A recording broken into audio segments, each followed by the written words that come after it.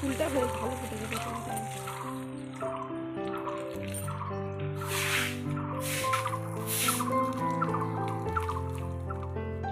নমস্কার, আমি রীতা।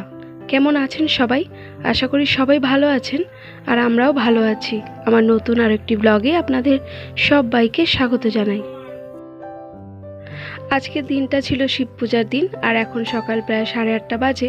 তবে অনেকেই গতকাল পুজো করেছেন, কিন্তু আমি আজকের দিনে পুজো করব বলে মনস্থির করেছি। আর সকাল থেকেই চারিদিকে বাবা ভোলানাথের গান বাজছে, আর সেই সঙ্গে মন্ত্র উচ্চারণ হচ্ছে।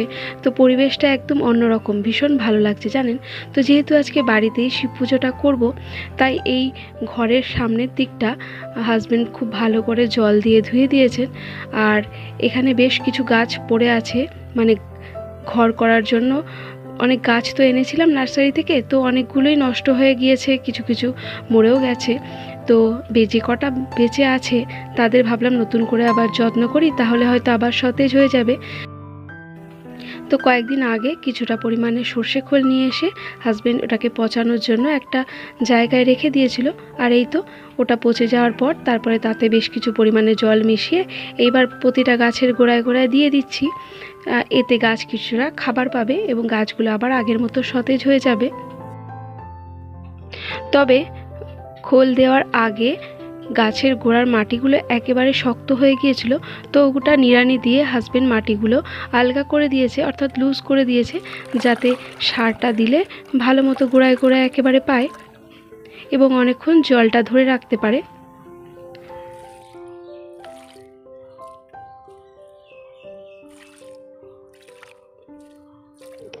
আর এদিকে পিটুনিয়া গাছটা তো একেবারে ফুল ফোটা বন্ধ হয়ে গিয়েছিল, কিন্তু এই দিকটায় সরিয়ে আনার পর দেখুন কি সুন্দর আবার ফুল ধরেছে।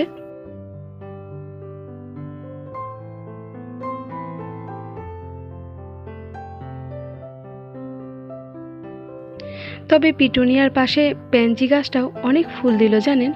চলুন, সার দেওয়ার কাজ প্রায় কমপ্লিট। এবার বাকি কাজগুলো সেরে নিয়ে চটপট স্নান সেরে নিতে হবে। এতদিন তো এই গাছগুলোকে একটা ছায়া জায়গায় রেখে দিয়েছিলাম, তাতে করে গাছগুলো একেবারে নিষ্প্রাণ মতো হয়ে গিয়েছিল। আর এই নতুন ঘরের সামনেটায় আনার পর দেখুন কতটা প্রাণ ফিরে পেয়েছে, এমনকি গোলাপ গাছগুলোতেও আবার ফুল ধরেছিল জানেন।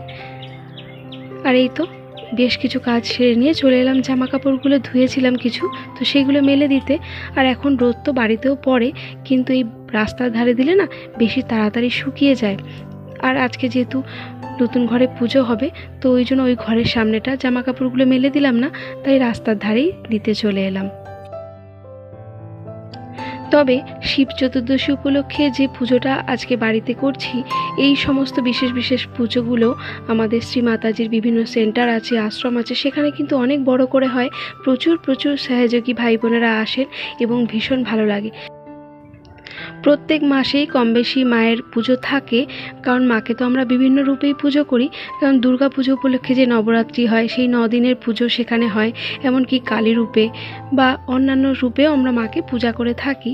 এবং অনেক মানুষজন, অনেক সহযোগী বোনেরা আসে, ভাইরা আসে, তো খুবই ভালো লাগে।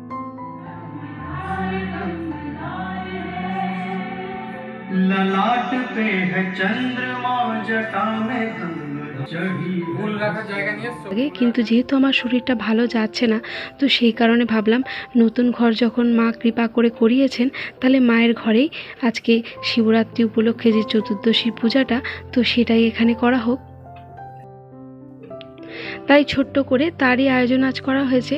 আর আমাদের মায়ের পূজাতে না একটা প্রোটোকল আছে, এই পূজাতে শাড়ি পরবে মেয়েরা এবং ছেলেরা পাঞ্জাবি পাজামা পরবে। তবে যারা দূর দূরান্ত থেকে আসেন তাদের পক্ষে অনেক সময় শাড়ি পরাটা সম্ভব হয়ে ওঠে না, তাই তারা চুড়িদার কুর্তি এসব পরেও আসতে পারেন। আর এখানে কেন সোনা কাঁদছে জানেন? ওকে বলেছি যেহেতু তুমি ঠিকঠাক পড়াশোনা করছো না, তাই জন্যই আমরা আজকে সেন্টারে যাচ্ছি না, না হলে আমরা কোনো না কোনো আশ্রমে বা মায়ের সেন্টারে যেতাম, ওই কারণেই সোনা কাঁদছে। আর এই পুজোর নিয়ম হচ্ছে 12টার আগে বসতে হবে, তাই এখন সমস্ত কাজ সেরে স্নান টান করে চলে আসতে আসতে আমার প্রায় 11টা 11:30 বেজে গেছে। তাই যতটা সম্ভব চেষ্টা করছি 12টার আগে যেন পুজোয় বসতে পারি। আর এই তো মোটামুটি জোগাড় হয়ে গেছে, এখন ফলগুলো ধুয়ে দিয়ে তারপরে মায়ের সামনে সমস্ত কিছু দিয়ে জোগাড় করে নিয়ে বসলেই হয়। আর ফলগুলো সমস্ত কিছু গোটাই দেব, কোনো কাটা ফল আমরা মায়ের সামনে দিই না। আর এই কদিন যাবৎ অনেক বন্ধুরা আমাকে কমেন্ট করছেন, তাদের কমেন্টে রিপ্লাই দিতেও আমার একটু দেরি হয়ে যাচ্ছে।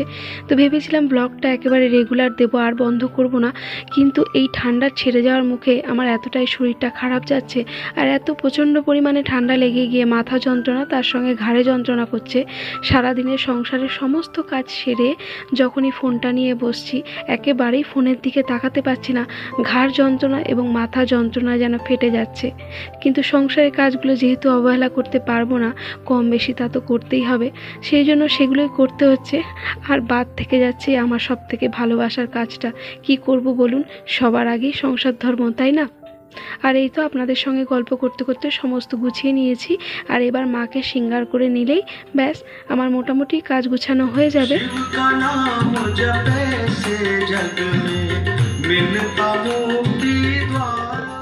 আর হাতে হাতে হাজব্যান্ডও আমার অনেক কাজ গুছিয়ে দিয়েছে।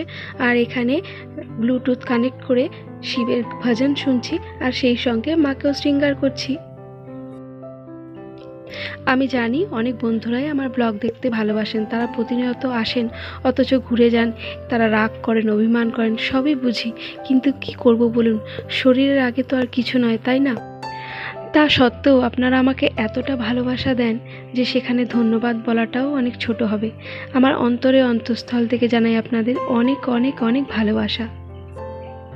আর আপনাদের কাছে আমার একটাই অনুরোধ, সারা জীবন যেন এই ভালোবাসাটুকু আপনাদের কাছ থেকে পাই, অন্তত যতদিন এই প্ল্যাটফর্মে আমি আছি। তবে এই পুজো দিতে আসার আগে রান্নাটা আমি অনেকটাই গুছিয়ে রেখে এসেছি, কারণ পুজোয় বসলে অনেকটাই দেরি হয়ে যাবে, আর তারপর বেলা হয়ে গেলে সোনারও খিদে পেয়ে যাবে। আর যেহেতু শিব পুজো, তাই মাকে তো একটা আকন্দ ফুলের মালা দিতেই হয়। আর এই মালাটা আমাদের পাড়ারই এক বৌদির কাছ থেকে নিয়ে এসেছি। বৌদিকে বলেছিলাম একটু আকন্দ ফুল জোগাড় করে রাখতে, কারণ এই দিনে তো একেবারেই পাওয়া যায় না, তাই না? আর এই দেখুন আমাদের মায়ের ফাইনাল লুক।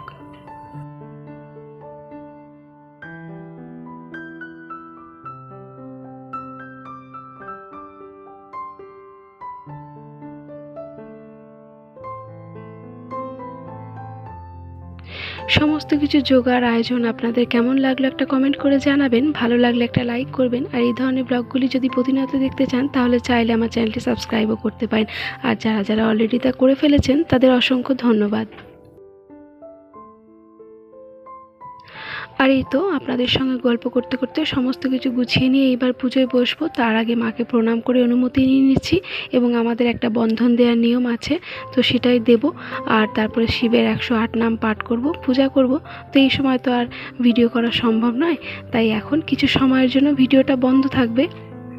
পুজোর পর আপনাদের সঙ্গে আবার দেখা হচ্ছে।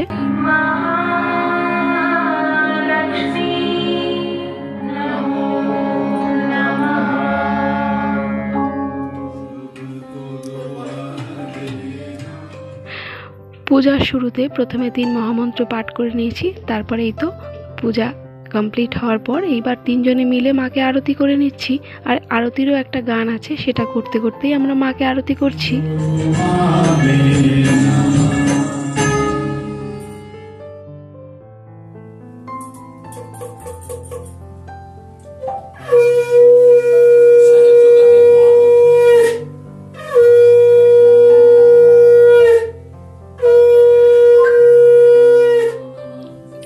আর এই তো মায়ের পূজা এইমাত্র সম্পন্ন হলো। আর এই পুজোটা করার পর এবার মায়ের সামনে যেটুকু যা আয়োজন করা হয়েছে, তো সেটা মায়ের সামনে অফার করে দেবো। তবে নিজে হাতে কিছু রান্না করে মায়ের সামনে দিতে পারলে আরও ভালো হতো, কিন্তু এই তো প্রথমবার করলাম। এই সামনের বার থেকে মায়ের কাছে অনুমতি চেয়ে নিয়ে চেষ্টা করব যেন নিজে হাতে কিছু করে দিতে পারি। তো আমাদের পুজোতে সবসময় কী হয়, যারা নাবালক বাচ্চা ছেলেমেয়েরা আছে তাদের দিয়েই অফার করা হয় মায়ের সামনে। তো সোনা তো কাছে ছিল, তাই সোনাকে দিয়েই প্রথমে অফার করালাম।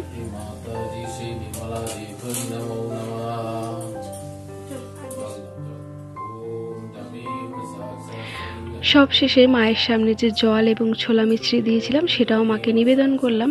এই তো, আর পুজোটা হওয়ার পর না কেমন যেন একটা ভালো লাগা কাজ করছে, আর এ থেকেই বুঝতে পারা যায় যে মা কতটা সন্তুষ্ট হয়েছেন।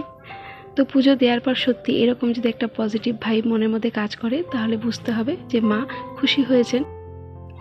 পুজোর পর সোনাকে বললাম, যাও তোমার দাদু ঠাকুমাকে একটু প্রসাদ দিয়ে এসো। তো ফলগুলো গোটাই দিলাম, কারণ আমার কাছে এই মুহূর্তে ঠাকুর ঘরের কোনো বটি কিংবা ছুরি কিছু নেই।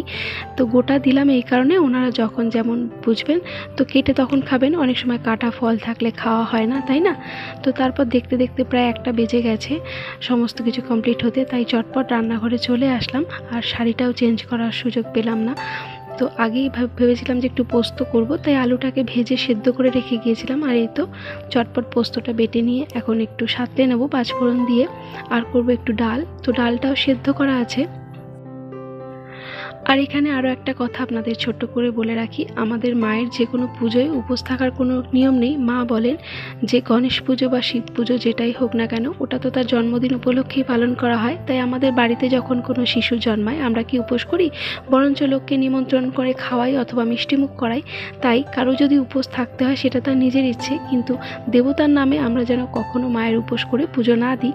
তাই এই দিনও কোনো উপোস থাকার ব্যাপার নেই, আমরা নিরামিষই রান্নাবান্না করে খাচ্ছি। তবে সেটা যে কেউ এইভাবে খেতে পারে, তাতে কোনো অসুবিধা নেই, এটা মায়ের নির্দেশ আছে। আর এই তো আপনাদের সঙ্গে গল্প করতে করতে রান্নাবান্না প্রায় হয়েই গেছে। আর এখানে হাজবেন্ড বসে নিচে একটু পেঁপে কাটছিল, তো সেটাই আমাকে দিল, বলো খেয়ে দেখো ভালো মিষ্টি আছে। তো তাই সেটাই খেলাম। সব ধর্মের মধ্যেই কিছু নিয়ম নীতি আছে, যার যার ধর্ম তার তার কাছে শ্রেষ্ঠ। আমি কোনো ধর্মকেই অবহেলা করি না। আর এখানে হাজব্যান্ডকে বলছিলাম যে আমার তো রান্না প্রায় শেষ হয়ে গেছে, তাহলে তুমি একটু পাঁপড় ভেজে নাও। তো সেটাই করার জন্য চলে এসেছে। আর তাই বললো যে তাহলে একটু বেগুনে ভেজে নিই। তো ততক্ষণে আমি শাড়িটা চেঞ্জ করে নেব, কারণ আর শাড়ি পরে থাকা যাচ্ছে না।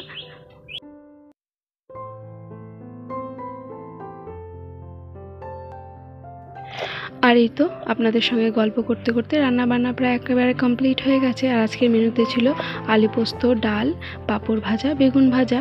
আর এদিকে আমার শাশুড়ি মা একটু শুক্তোও দিয়েছেন। তাহলে চলুন এবার দুপুরে খাওয়া দাওয়াটা কমপ্লিট করে ফেলি।